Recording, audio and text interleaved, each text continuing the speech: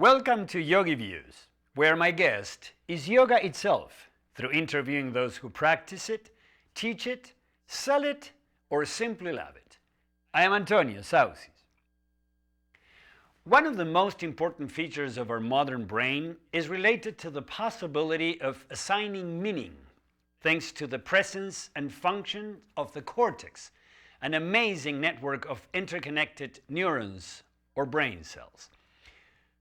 When the Yoga as Therapy seminar was organized in Australia by Sri Balaratnam, his intention was to showcase the knowledge of yoga therapy to an audience that is somehow still new to it and is only starting to fully embrace the discipline as a valid and effective practice in Australia.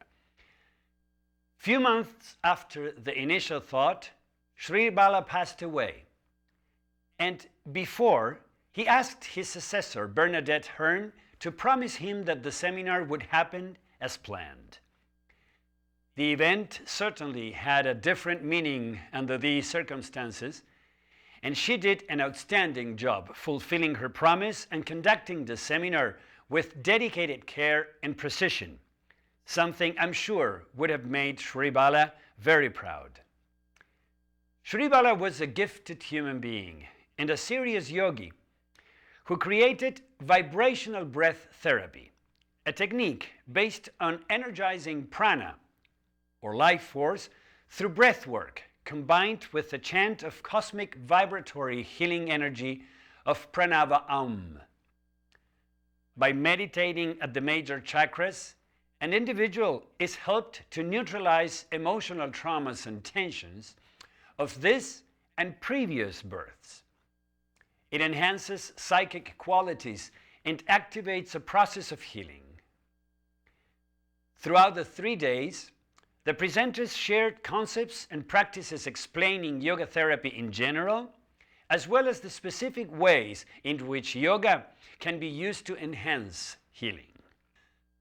The seminar was chaired by Professor Avni Sali, the current president of the National Institute of Integrative Medicine and a pioneer in the insertion of alternative and complementary modalities in the health panorama in Australia, who affirmed the importance of considering alternatives to Western medicine so patients can receive the best possible care when facing illness. His institute is today one of the leading research institutions in Australia and is responsible for the increasing acceptance that the medical establishment is having of yoga therapy in Australia. Dr. Rajit Rao presented his holistic approach to evaluating and treating all general urological problems, including robotic prostate surgery, laparoscopic surgery, erectile dysfunction, and laser stone and prostate surgery. Thanks for speaking with us. Thank you very much. What was your experience presenting at the seminar? Well, I think it was a wonderfully organized meeting, wonderfully organized seminar, and it covered so many different topics. And it was beautiful to hear all the different speakers, the way they spoke about integration between the Eastern and the Western, modern and the ancient, allopathic and herbal, yogic, and to me this was a highlight. Mm-hmm. And you being a surgeon, perhaps the holistic approach to being a surgeon is something that is challenging, or what is your experience with that? Yeah, initially thinking of surgery, one can consider it the opposite of holistic in every way. But to me, holistic practice of surgery is bringing in the compassion and the empathy and treating the person as an individual within the context of their full being, their family, their society, culture, everything. And in terms of complementary modalities, these things can be used preoperatively, they can be used postoperatively to facilitate the recovery of the patient. And have you find that Australians have had a good acceptance of this type of modality, or no, or is something strange to them? No, I think in terms of the public, there is very widespread acceptance of complementary therapies. It is still taking hold within the medical sphere. There is acceptance within Western medicine. However, at the moment, complementary therapies are still on the periphery, and the time has come for complementary therapies and integration to actually become part of the mainstream establishment, and I think this is the next step. So rather than meditation, yoga being accepted but outside, it needs to be accepted but as part of all therapies. Well, thanks for what you are doing in regards to that, and thanks for your participation in the seminar. It was wonderful. Thank you very much. Thank you. Jennifer Schrader, president of the Australian Association of Yoga Therapists, offered a synthesis of the actions and intentions of the association she presides. Dear brother in yoga, Dr. Ananda Balayogi Bhavanani, head of the International Center for Yoga Education and Research in Pondicherry, India, conducted multiple sessions offering his valuable points as someone who not only possesses a profound knowledge of yoga, but is also a medical doctor with an active practice.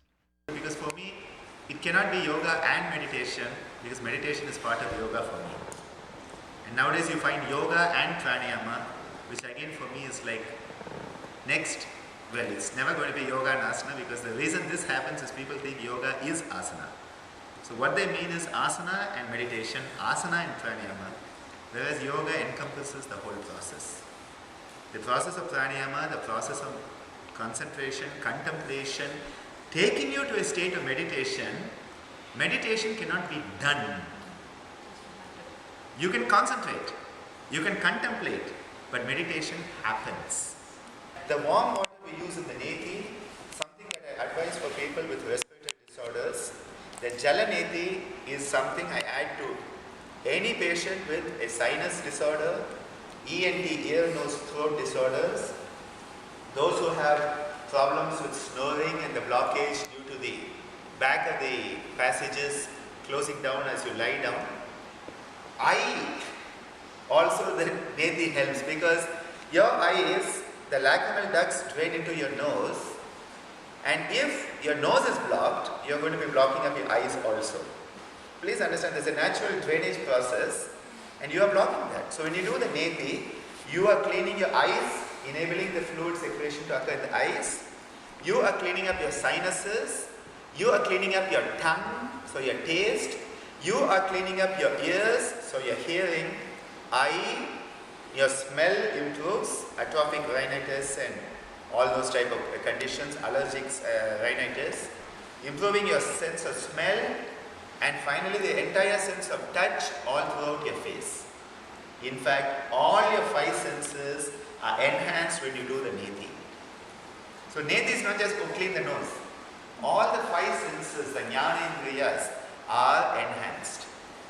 His knowledge is vast and wide, always bringing the purest wisdom of yoga to the table and reminding us to keep yoga in yoga therapy, moving away from practicing yogopathy, one of his favorite terms that relates to the reductionist intention of finding a perfect asana or technique for a certain condition.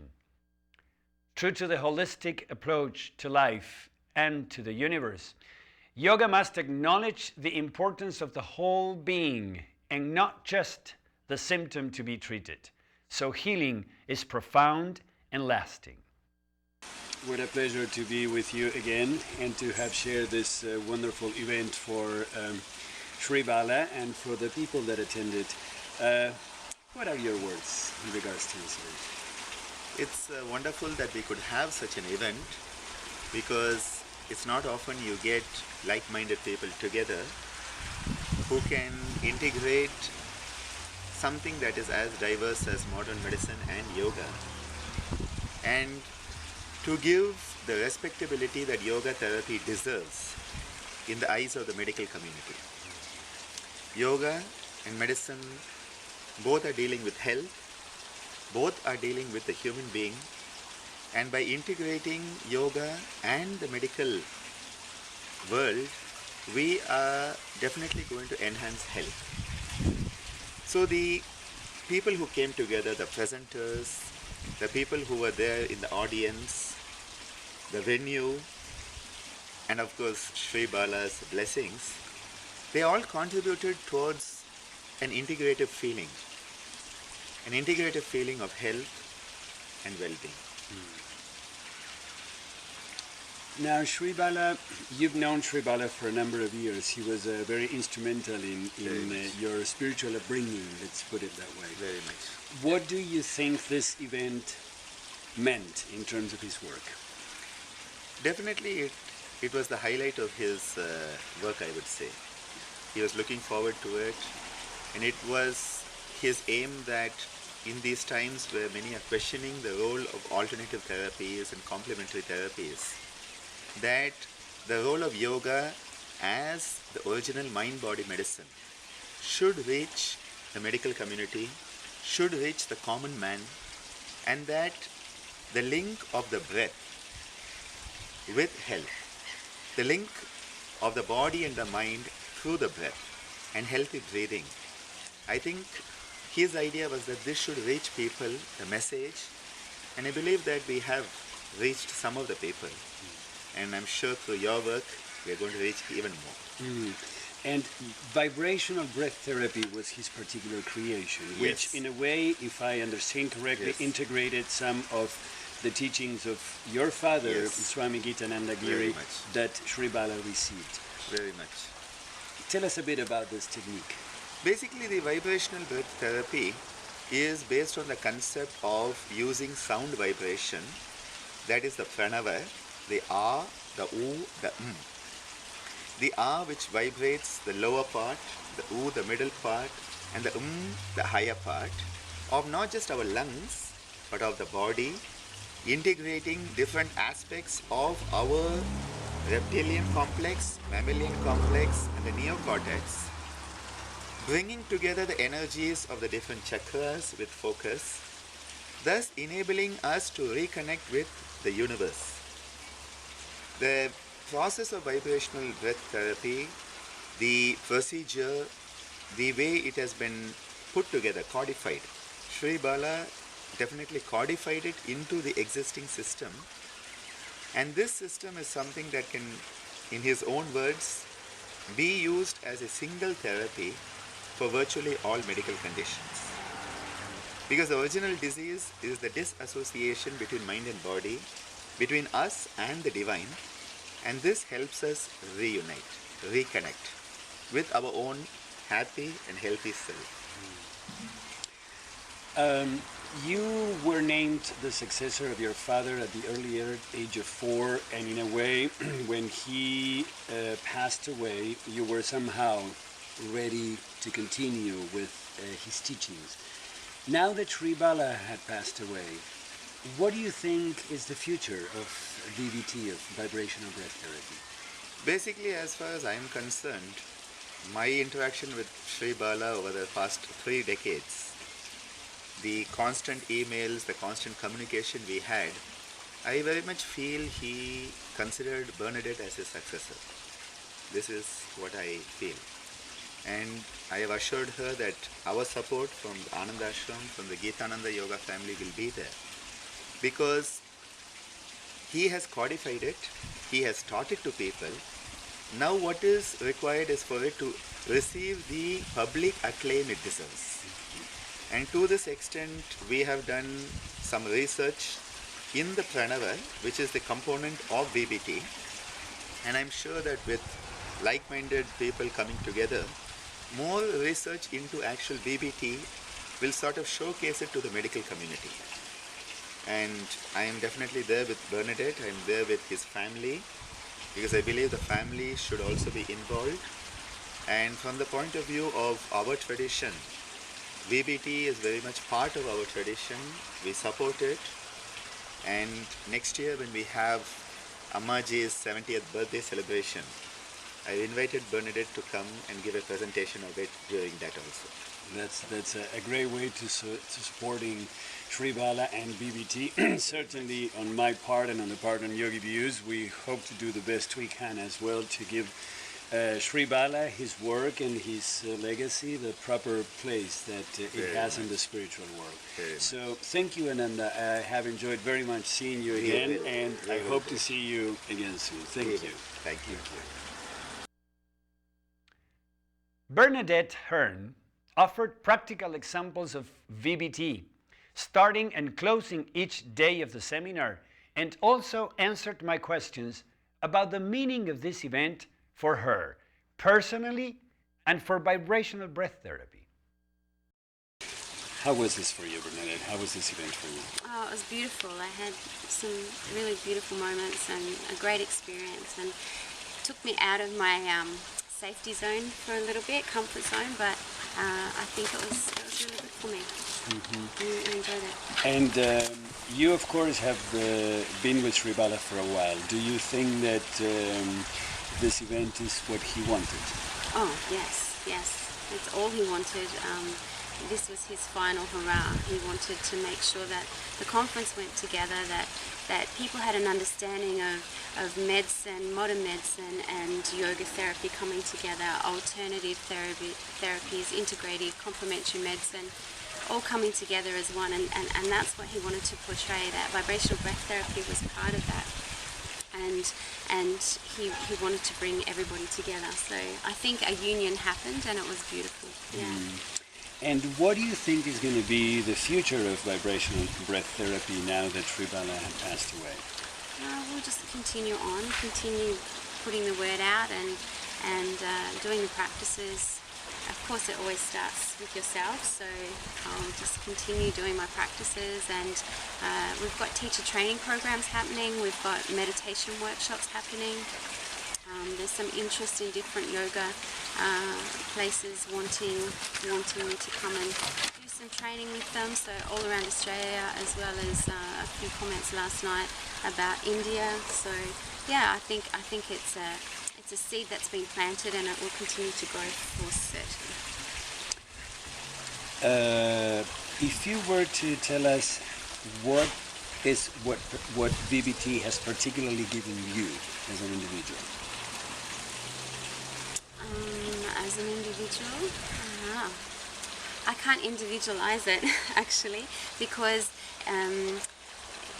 it's a shared process. I feel a connection to Sri Bala. I feel a connection to his practices, to a deeper connection to my practice. I feel whole and healed, but it's an expansion of that. It's people that I come in contact with. It's people that are training or doing vibrational breath therapy who are unwell and need some guidance and to heal themselves. So it's all about healing yourself. We heal our own selves, so our bodies heal ourselves. So yeah. Then perhaps I know that because we have had some discussions about it, that Sri Bala was an instrumental master in your spiritual path. Yes. What would be a personal legacy for your path that Sri Bala left with you? He had a deep connection to your word is your bond. Your word is your bond, and to me, we say a lot of things in the world today, and not always are they our bond. We're not bonded to them. We use language quite freely and easily without any intention behind it, without any understanding of what we're actually putting out there. So for me to have that connection, word is my bond. If something's going to be said, then say it with intention, and if that intention is there, then follow through with that intention. And if you follow through with that intention, do your best. And service to people. We are individualizing ourselves, our world that we live in, and I think if we understand that, if someone's cold and give them your jacket. In the olden days, that's what would happen. If you saw a woman that was cold, you would give them your jacket. It wasn't because I'm a man, I give you my jacket. It was because you're cold. And so I think service to our fellow human beings. If we look at someone and on the bus and they need a seat, but we don't give them a seat, and we travel on, we don't know what their life's going through. But then if you get up and you give them your seat, you could have just blessed them for the whole day. So I think service was paramount. He had a service to BBT, to his family, to the well-being of humanity, and I take that with me also. And in a way, you are continuing with that because you are doing your service with BBT. Yes. So, if you were to ask the universe for something to assist you in your service, what would that be? Openness. Openness. I wish that we were open, that people were open, instead of in this tiny little bubble that we embrace ourselves in all the time, and not letting other things in, and not opening our minds, opening our hearts. So I would ask for openness, that people were more open in their hearts, open in their minds, open in in their houses, in their homes, in their families. Yeah. Mm-hmm. Well, Bernadette, both as a reporter that can somehow help with spreading the good word and the good effects of Sri Bala's technique, and also as the executive director of the International Yoga Therapy Conference, I am personally committing myself as well to supporting you as best as I can, and I thank you for everything you've done this weekend and for everything you are planning to do in your heart, in your mind, in your wishful thinking, because it is a very noble action. I'm sure Sri Bala would be proud of you. So thank you. Thank you. I must say that presenting on my specialty, Yoga for Grief Relief, was a special moment at the seminar where the intellectual knowledge met the emerging spiritual needs of those who attended and were close to Sri Bala. Because for 7 years I have been mentored by Sri Bala through email. He helped me in moments when I was low. Like Ananda's mother, he kicked me in the butt in moments when I wanted to let go of things, of my efforts to spread the good word of yoga therapy in the United States. In moments when I was high, he reminded me of the problems of the cities, of the powers that we achieve through yoga. And in doing so, in lifting me when I was down and in lowering me when I was high, he reminded me of the need for balance. And I was looking forward to meeting him today. The solution for grief comes from the spirit, not from the mind. Because the mind struggles with grief. How can the mind help us go from loving in presence to loving in absence, when for the mind what's not there is not? Why would we love something that is not? The mind struggles with grief and needs to be calmed down. The solution comes from another place. The real knowledge comes from elsewhere. Sri Bala was one of Ananda's most important mentors, both in personal and professional life. And he composed a beautiful piece of music for Sri Bala and performed it in what, without a doubt, was one of the emotional highlights of the event.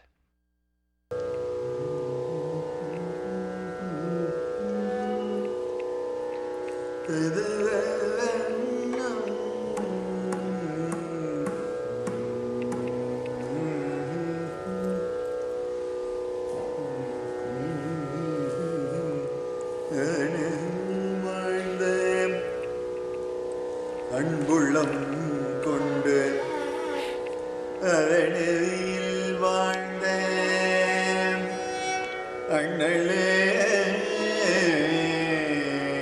எங்கள் ஸ்ரீபாலா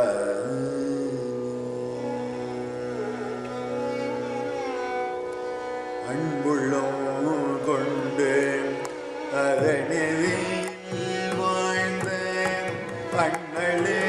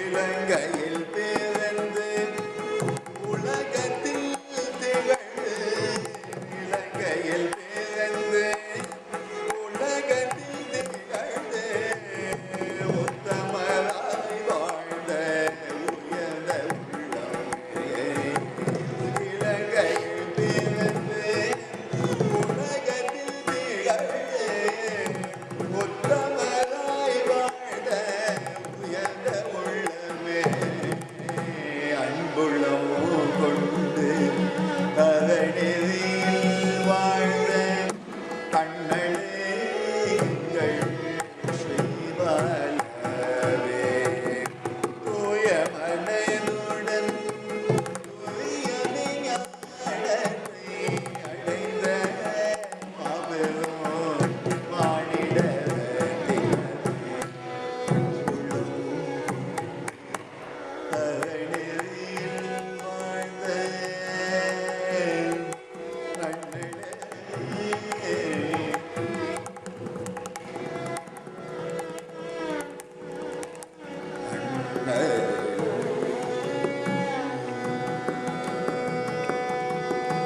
நாத யோகத்தினிலே உயர்ந்த தவ ஞானியே ஓங்கார பிரணவத்தை உணர்ந்து அழிந்தவரே நாத யோகத்தினிலே உயர்ந்த தவ ஞானியே ஓங்கார பிரணவத்தை உணர்ந்து அழிந்தவரே வளமுடன் வாழ்ந்திடவே திறம்பட சிறகவே வளமுடன் வாழ்ந்திடவே திறம்பட சிறகவே வாழ்த்துவாய் என்றுமே நன்றியுடன் வணங்குகின்றேன் திறம்பட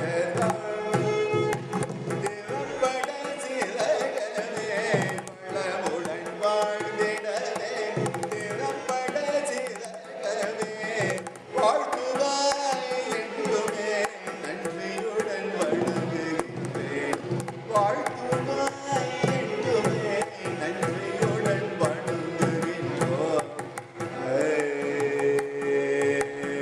நன்றியுடன் வணங்குகின்றோம் நன்றியுடன் வணங்குகின்றோம் அன்புள்ளம் கொண்டு அறநெறியில் வாழ்ந்த கண்ணளே எங்கள் Siripala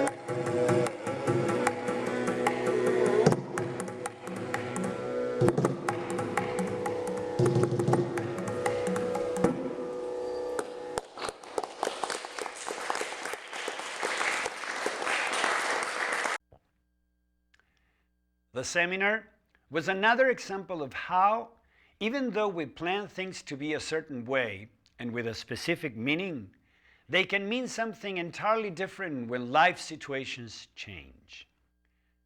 What was originally a seminar turned into a world tribute to Sri Bala's soul and work. He will continue to be with us through his amazing legacy. I hope you like our show today. And if you care to let me know, shoot me an email at antonio@yogiviews.com. I look forward to seeing you the next time.